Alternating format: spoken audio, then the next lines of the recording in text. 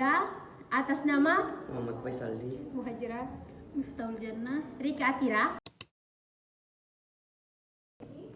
Katalogisasi adalah proses pembuatan katalog dari suatu bahan pustaka yang merupakan kegiatan merekam data bibliografi seperti pengarang, judul, tempat terbit, penerbit, tahun terbit, dan lain-lain.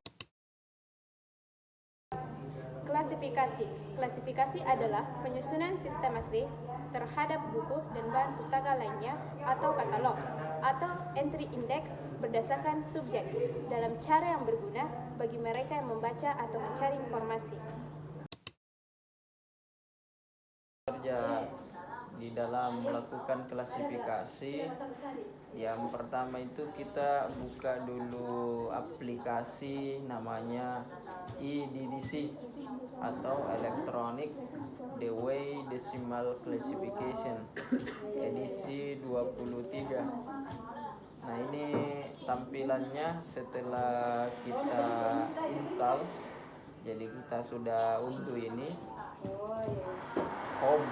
Jadi tampilan utamanya ini dia menunjukkan 10 kelas utama. Jadi 10 kelas utama ini mulai dari karya umum, filosofi, agama, social science, language, natural science, sampai di 900 itu geografi dan history. Jadi 10 kelas utama.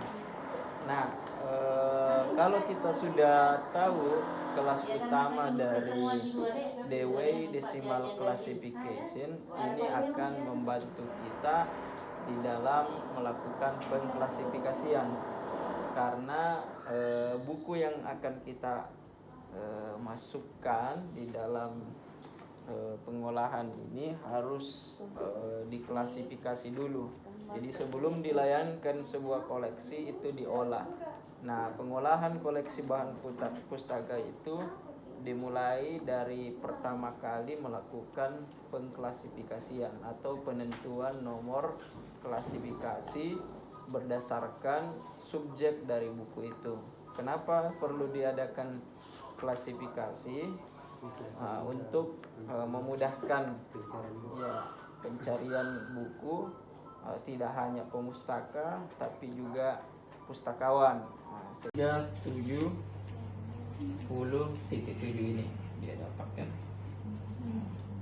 Jadi kalau misalnya kita masukkan kata riset ternyata tidak ada muncul, kita cari persamaan katanya, sinonimnya maksudnya, atau istilah itu sama maknanya dari kata yang kita masukkan. Kalau memang tidak ada, atau hasil dari pemaknaan kita atau pemahaman kita dari buku ini membahas tentang apa, karena biasa lain judul lain isi kan.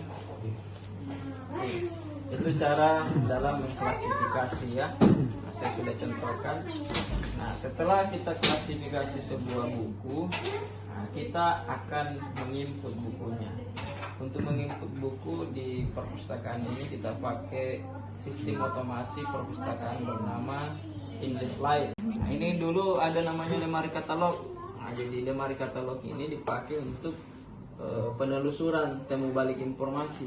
Tapi sekarang ada yang namanya opak, yang tidak harus lagi buka laci-laci katalog atau lemari katalog, karena sudah ada yang namanya opak. Dulu kan orang cari di laci-laci ya, pustakawan membantu pemustaka mencari di laci yang sudah dibuat per abjad. Sekarang orang tinggal buka opak. Jadi begitu caranya membuat katalog sekarang. Cukup mudah karena sudah terbantu dengan adanya sistem otomasi. Jadi kita tidak harus bikin lagi secara manual dengan ukuran-ukuran yang kita buat sendiri, karena di dalam aplikasi